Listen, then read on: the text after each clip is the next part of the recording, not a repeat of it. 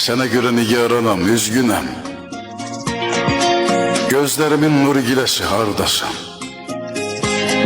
Səhər, axşam ruhum səni səsləyir. Ürəyimin azan səsi hardasan? Ağlar gözü güldürməyi bacaran, varlığını sevdirməyi bacaran, həsrətindən öldürməyi bacaran həyatımın möcüzəsi hardasan?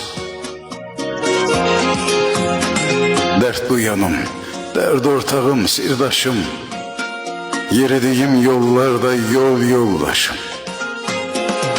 Ətrafımda çoxdur dostum, qardaşım. Ürəyimin yox kimsəsi hardasan? Hardasan?